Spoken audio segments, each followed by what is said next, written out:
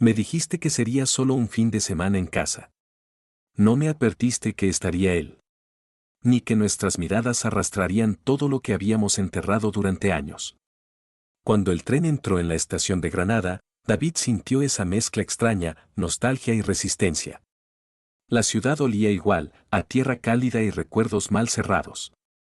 Pensó que 2 días serían suficientes para desconectar del ritmo brutal de Barcelona, los turnos largos, la rutina devoradora, el silencio artificial de una ciudad que no perdona la pausa.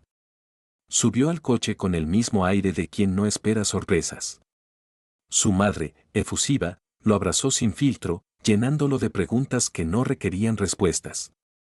Su padre conducía con su clásico gesto ausente, murmurando sobre el tráfico. Nada parecía diferente. Hasta que entraron por la puerta de casa. Allí estaba él. Mateo. De pie en el pasillo, apoyado en la pared como si nunca se hubiera ido. Más alto de lo que recordaba, más sólido.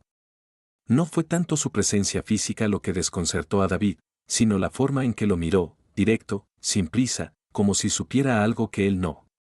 No hubo abrazos. Solo un comentario ácido y una media sonrisa. Una broma sobre lo tarde que llegaba. Un intento de hacer parecer todo casual. Pero David lo sintió, la tensión no era fraternal. No era familiar. Era algo más denso, algo que rozaba lo prohibido. Esa noche, la cena transcurrió entre risas y anécdotas recicladas. Pero David apenas podía sostener la mirada. Cada vez que alzaba los ojos y se cruzaba con los de Mateo, algo le apretaba el estómago. No era miedo. Era esa inquietud pegajosa que solo se siente cuando uno desea lo que no debe. Después, en su antigua habitación, trató de aferrarse al pasado. A las paredes con pósters viejos, a la cama que ya no reconocía. Pero el aire estaba contaminado por una sola presencia. La de Mateo. El eco de su voz, la manera en que había pasado por detrás de él en la cocina, rozándolo apenas con la cadera. Nada era accidental. David no durmió. La casa estaba en silencio, pero dentro de él todo gritaba. Alrededor de las 3 de la mañana, bajó por agua. La luz del baño filtraba una línea dorada bajo la puerta entreabierta. No tenía intención de detenerse, pero sus pasos se volvieron lentos. Dentro, Mateo. Recién salido de la ducha. Toalla a la cintura. De espaldas. David no recordaba haberlo observado nunca así. Con esa mezcla de culpa y deseo. No sabía qué lo paralizó más, el cuerpo de su hermano, o el hecho de que no apartara la mirada cuando lo descubrió mirando. Volvió a su habitación como un ladrón, con el corazón en los dientes. Se dijo que no había pasado nada. Que estaba cansado. Que imaginaba cosas. Pero la mirada de Mateo lo perseguía, clavada en su memoria como una astilla. No había reproche en esos ojos. Tampoco sorpresa. Había algo mucho peor, reconocimiento. A la mañana siguiente, los padres anunciaron que se irían a una boda en Almería. Solo por un día. Volverían antes del almuerzo del domingo. David apenas reaccionó, pero su cuerpo lo sintió, una descarga eléctrica, brutal, definitiva. La casa sería solo de ellos dos. Otra vez ese silencio. Y Mateo, sin camisa, pasando por la cocina como si supiera exactamente lo que estaba haciendo. Nada estaba bien. Nada estaba claro. Pero David no podía ignorar el impulso que lo empujaba cada vez que Mateo se acercaba. La infancia compartida no era un escudo. El tiempo había deformado el recuerdo, y en su lugar, crecía algo que ya no se podía negar. Desde el momento en que la puerta se cerró detrás de sus padres, el silencio cambió de forma. Ya no era ese ruido de fondo familiar. Era algo vivo, expectante. David lo sintió apenas se cruzaron en el pasillo. Mateo lo miró como si supiera que la distancia se estaba rompiendo poco a poco, y no hizo nada por detenerlo. No hablaron mucho esa mañana. Pusieron una película sin importancia. Algo ruidoso, predecible. Mateo se sentó en el sofá como si fuera su trono. Las piernas abiertas, los movimientos lentos, una seguridad que incomodaba. David se sentó en el otro extremo, con el móvil en la mano, sin leer nada realmente. Miraba de reojo, atrapado por gestos que antes habrían sido insignificantes.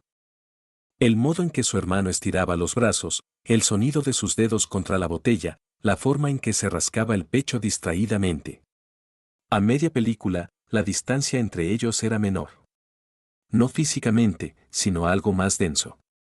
Como si el aire se hubiera vuelto magnético. Mateo hacía comentarios, medio en broma, medio cargados de un tono nuevo. David no sabía cómo responder. No quería parecer paranoico, pero tampoco podía ignorarlo. La manera en que Mateo lo miraba ya no tenía nada de fraternal. Más tarde, comieron algo simple. Prepararon la comida juntos, en un juego tácito de provocaciones suaves. Primero un roce al alcanzar el cuchillo.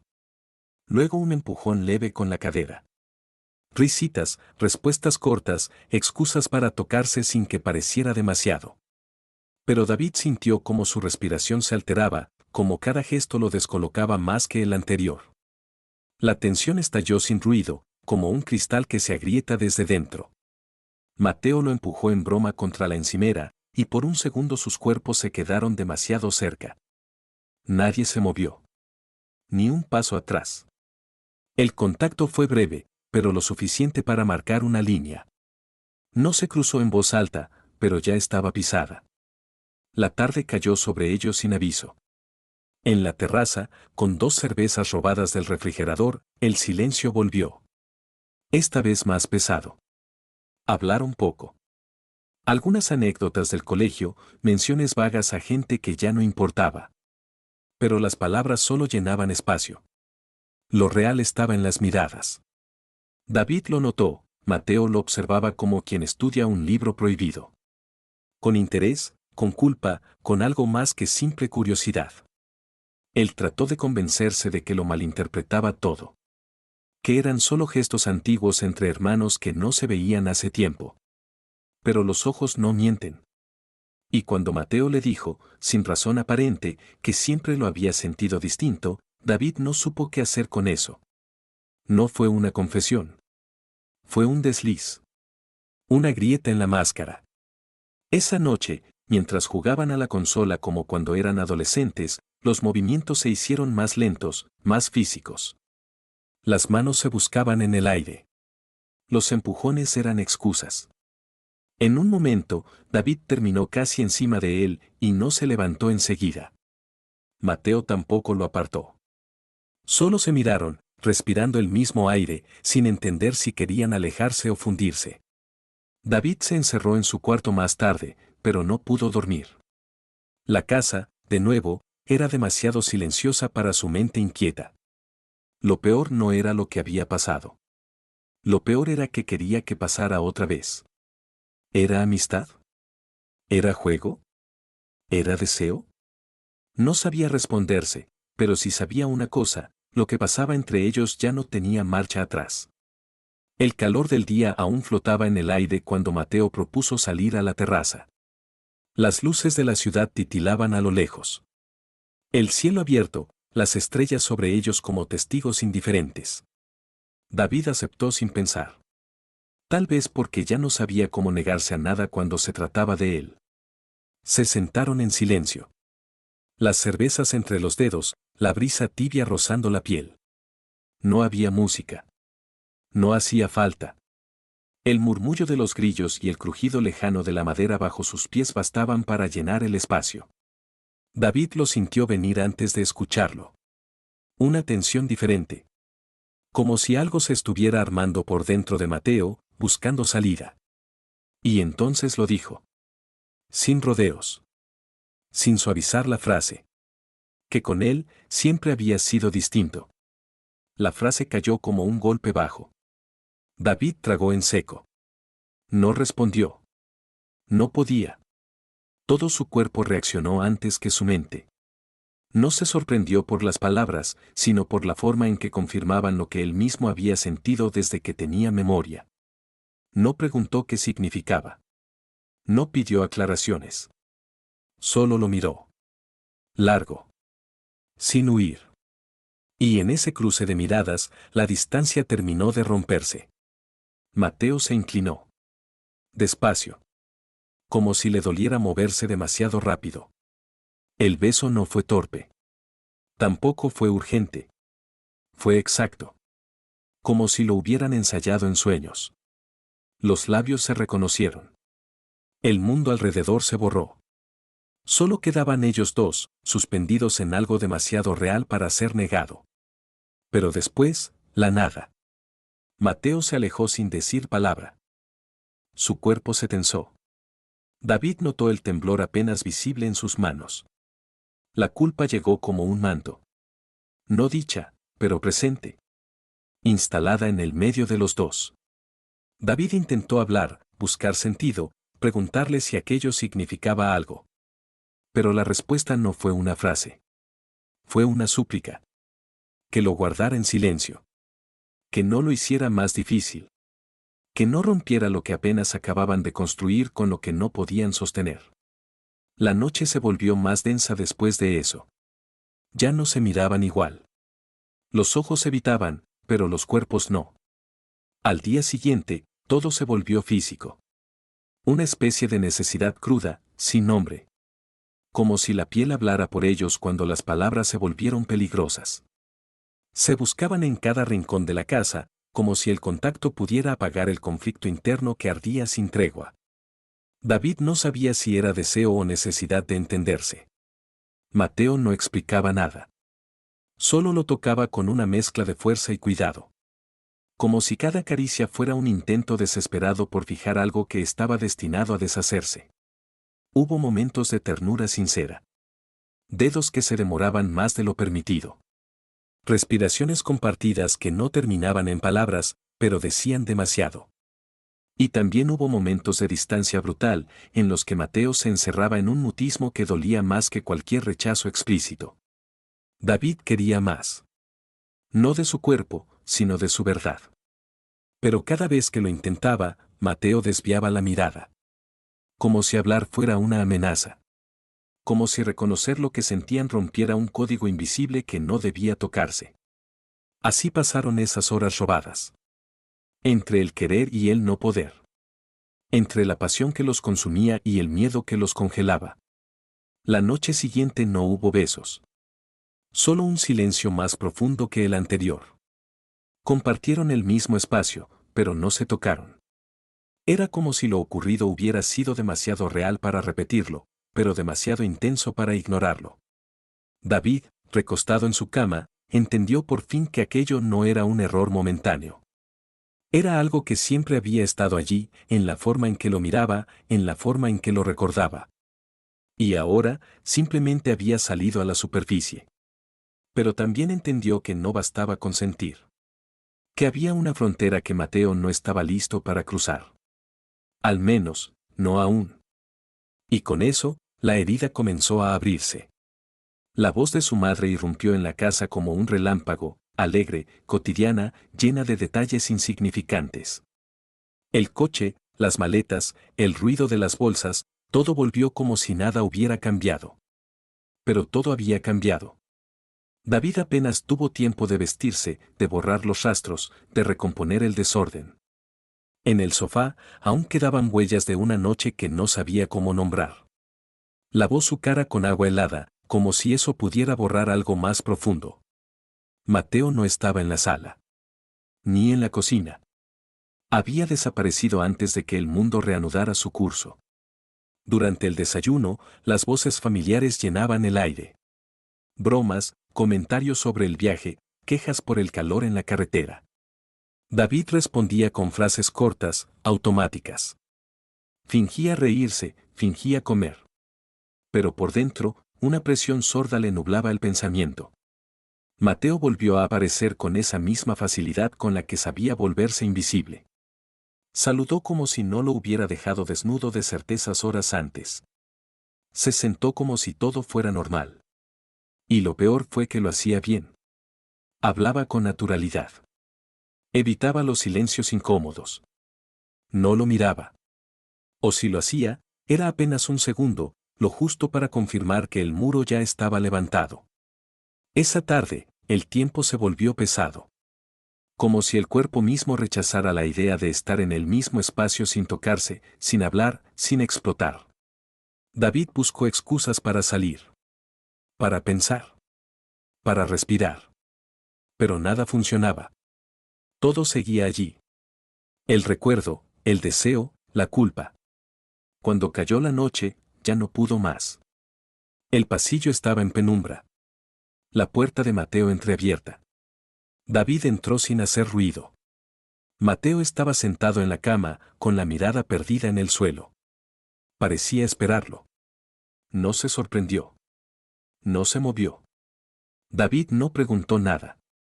No exigió explicaciones. Solo dijo lo que llevaba días cargando en la garganta. Que no podía seguir fingiendo. Que necesitaba saber si aquello había sido real o solo un delirio compartido. La respuesta fue apenas un susurro. Una frase seca. Esto fue la última vez. Y no hizo falta nada más. David lo miró, esperando otra cosa. Una contradicción. Un gesto. Una duda. Pero lo que encontró fue miedo. No miedo a ellos. No miedo al juicio externo. Sino ese miedo ancestral, más profundo, el que nace cuando el amor se enreda con la sangre. Mateo no justificó su frase. No intentó suavizarla. Solo se mantuvo en esa rigidez que duele más que cualquier grito. Como si dejar entrar una palabra más pudiera romperlo por dentro. Como si aceptarlo fuera traicionar algo que no sabía cómo nombrar. David sintió que el piso se le movía bajo los pies. No por rabia, sino por desilusión. Porque había creído, por un instante, que podían ser algo más que una línea torcida en un cuaderno ajeno. Que el deseo, por una vez, podía no significar destrucción. No dijo adiós. No lloró. Solo salió de la habitación y cerró la puerta con el mismo silencio con que se había abierto. Esa noche no durmió. Escuchó los ruidos mínimos de la casa, los pasos que no llegaban, las puertas que no se abrían. Cada tic del reloj era una confirmación, la historia había terminado antes de empezar. Por la mañana, el sol ya estaba alto cuando terminó de guardar sus cosas. Dobló ropa que no necesitaba doblar, ordenó lo que no hacía falta. Se demoró en cada gesto, como si eso pudiera retrasar lo inevitable. No hubo despedidas largas. Su madre lo abrazó como siempre. Su padre le dio una palmada en el hombro. Mateo apareció en el último segundo, apoyado en el marco de la puerta. No se acercó. No sonrió.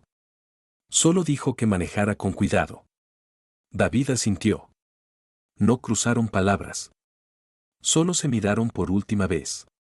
Y en esa mirada muda estaba todo lo que no dijeron, la ternura, la vergüenza, la rendición. Porque a veces, lo que se calla pesa más que lo que se grita. Y David lo entendió. Entendió que el amor, por más intenso, no siempre basta.